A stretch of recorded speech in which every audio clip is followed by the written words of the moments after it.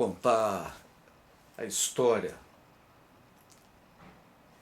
vida profissional da gente, quando a gente já está com 70 anos de idade, não é tão simples. Mas nesse segundo filmete, né, fazendo um esforço, eu gosto de lembrar com muito prazer o que foi um período da minha vida profissional extremamente difícil, mas gratificante. Por que difícil? Porque é lógico, eu estava numa terra estranha, num ambiente diferente, um setor da empresa que lidava com o que existisse de mais sofisticado nas subestações, nas linhas de alta tensão, nas usinas. Nós éramos a equipe de testes e laboratório. O setor, a seção, ela tinha área de medição, de aferição de instrumentos. Mas eu, pessoalmente, me dediquei às charadas, aos enigmas, né, que uma empresa novíssima, como era a Copel, do ponto de vista de desenvolvimento, estava praticamente nascendo, apresentava. Esse ano, que lá, 2015, nenhum engenheiro pode imaginar o que significava trabalhar naquela época. Até o telefone era difícil. Para fazer uma ligação daqui a Ponta Grossa, via telefonia convencional, a gente levava 3 horas até que a ligação fosse completada. Então, quando a gente viajava, não tinha como se comunicar de forma adequada com a família, exceto via rádio amador, que naquela época era de uma importância capital, e os sistemas da Copel pedindo para alguém ligar e intermediar a conexão. Mas é assim que a gente aprende. Eu fico até preocupado quando eu vejo o pessoal sair da escrivaninha da escola para a escrivaninha da empresa. Não tem ideia do que seja engenharia. A engenharia, de uma maneira muito especial, ela é a aplicação prática das leis da natureza. E as leis da natureza prescindem de discursos. Não adianta você chegar na frente de um gerador, de uma subestação, e fazer discurso. Você tem que resolver o problema. E isso educa a gente. É muito importante a gente aprender que os desafios, os problemas, devem ser resolvidos. A vida depende disso. E, se possível, ter bom humor, ter uma capacidade de vencer e perder, porque nem sempre a gente acerta. É natural. Só erra quem faz. É até irritante ver, às vezes, que há uma intolerância muito grande, às vezes, em relação a erros profissionais. Eles acontecem. O que não pode, em hipótese alguma, é essa condição ser rotina, normal, principalmente para quem trabalha numa empresa de energia, onde qualquer erro pode deixar cidades inteiras no escuro, ou regiões. Até vejo, muitas vezes, greves e manifestações de profissionais veementes. Gente que não percebe que em volta delas existem profissionais que simplesmente são obrigados a um ritmo, a um padrão de qualidade, a uma disciplina violentíssima, porque, do contrário, essas pessoas que reclamam não estariam ali para contar a história. O setor de energia elétrica, ele é complexo, sob todos os aspectos. Não sei se existe algum muito simples. E a Copel, que na época era uma empresa integrada, não é como hoje, uma constelação de unidades de negócio, que na preocupação de privatizar o setor acabou acontecendo, e que leva a essas tarifas absurdas que a gente vê hoje. Seria ótimo se o povo procurasse entender o que significou esse modelo que transformou a energia elétrica num insumo passível de exploração inescrupulosa até, num mercado maldoso que é esse da energia. É um serviço essencial e não poderia estar sujeito a malandragens das quais a gente tem um exemplo clássico do que aconteceu nos Estados Unidos com a Enron. A quem puder, ENRON, veja os filmes que existem até no YouTube, textos, livros, para entender como, no mundo moderno, o povo pode ser enganado e, por efeito desses enganos, condenar regiões imensas ao atraso. Mas na Copel eu tive a oportunidade de ter uma vida profissional muito rica. E aquele guri magricela que se formou em engenharia lá em Itajubá em 1968, aos poucos foi entendendo o que significava ser engenheiro, trabalhar nessa condição. Era uma época em que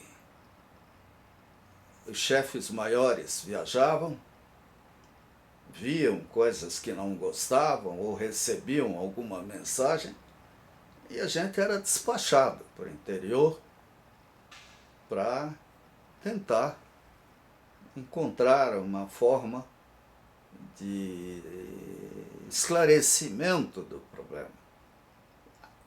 E isso ainda por luxo, enfrentando muitas vezes uma hostilidade até infantil dos gerentes da área, porque todos eles, cada um se considerava reizinho da sua área e não admitia que alguém viesse de Curitiba para procurar entender o que estava acontecendo. E os problemas não eram pequenos. Maravilhosamente, final da década de 60, início da década de 70, nós começamos a ter uma revolução colossal nessa área de análise, de estudos, inclusive de fabricação, construção de equipamentos de testes e medidas, principalmente. Então, quando eu comecei a trabalhar para valer, talvez o primeiro grande desafio foi num não sei se foi em final de 1969, que meu chefe me pegou no dia de Natal, coisa assim, dia 25 ou 26, e fomos para Campo Mourão. Eu e ele.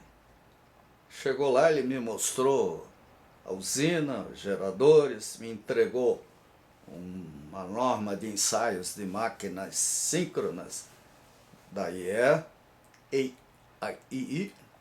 qualquer coisa por aí, que era sensacional para aquela época, sobre ensaios de geradores síncronos, máquinas síncronas. Voltamos para Curitiba e ele entrou em férias e antes de sair me disse: olha, Cascais, você tem que ir lá, monta a equipe, tem que testar uma máquina de 5 MVA que tinha sido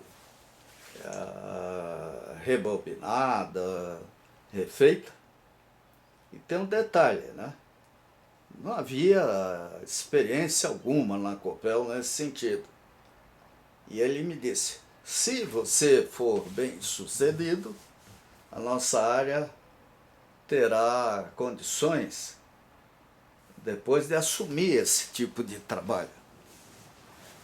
E assim, eu, Donald Schaus e mais uns 4 dos melhores técnicos que nós tínhamos, 4 ou 5, fomos para lá levando o que a gente achava que poderia precisar. Entre essas coisas, um oscilógrafo, se não me engano, da Midwestern. Nós temos o Oscillosport e esse oscilógrafo que era bem mais simples, fácil de usar. O papel ele se revelava naturalmente, não era necessário um tratamento químico. Fomos para lá para ver o que fazer com esse gerador. Ficamos lá um mês. Muitas vezes eu olhava para o Donald, para a turma e dizia: será que a máquina resiste a esse teste? Ou seja, a gente arriscava não só a máquina, a gente arriscava o próprio emprego, a própria permanência na Copel, porque não havia muito perdão para quem cometesse um erro grande. Então era acertar ou acertar.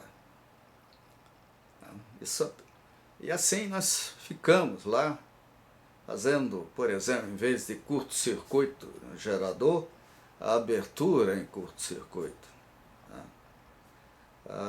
Medindo impedância, isolamento, tudo que era possível medir e verificando proteção, medição, até que finalmente nós dissemos: não, pode ligar a máquina, não tem problema, ela vai funcionar e nós temos parâmetros para comparar possíveis problemas adiante, porque esse é um detalhe importantíssimo no ensaio. Muitas vezes você faz a medição e não tem muita referência para dizer: ó, isso é bom ou mal. Agora, se adiante você sente que alguma coisa muda naquela instalação, na máquina, você repetindo ensaios, você vai comparar.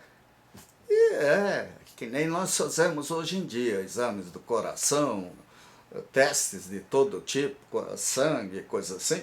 Muitas vezes o médico pega esses exames, se é o primeiro exame, ele não vai ter muito o que falar.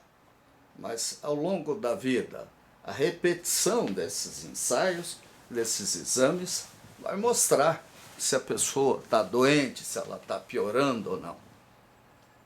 Isso, inclusive, se todos tivessem consciência disso, não jogariam fora nunca nenhum exame feito, porque eles são referência. Se bem que hoje em dia os próprios laboratórios e hospitais guardam, mas não com o mesmo carinho que a gente guardaria se o assunto, quando a coisa se refere a gente, não é mesmo?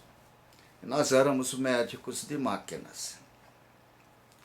Então esse trabalho lá em Campo Mourão foi extremamente importante e aprendemos muito com isso aí. O relatório foi bem recebido. Ganhamos a simpatia do Dr. Lang, Francisco Lota Paulo Lang, e assim a gente começou a ser acionado para ver outras máquinas e outras situações.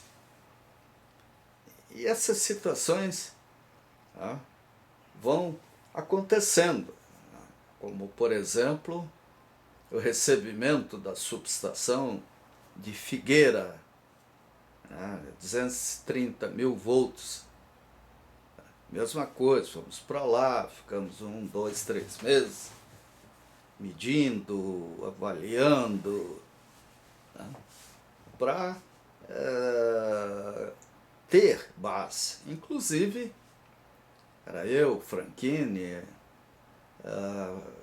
como engenheiro, para ver o que poderia estar errado. Infelizmente, naquela época, havia uma disputa de prestígio, um mal-estar, uma maneira de ser muito ruim, que era o conflito entre a área de engenharia e a área de operação. Isso, para nós que ficávamos na linha de frente, era um pesadelo. Lá em Figueira, a gente sentiu isso, né? E não era agradável. Essas etapas da vida profissional, elas são inúmeras, né? Quando a gente pega principalmente um setor que não tem rotina, né? Que muda, onde a gente, cada caso é como se a gente fosse um sistema de emergência médica e que você entra na ambulância na condição de socorrista ou médico e só vai descobrir qual é a situação do paciente a hora que você chega no local. Essa foi a minha maneira, vamos dizer assim, foi a minha atividade, principalmente nos primeiros 3 anos de Copel. Vamos contar mais coisas por isso aí.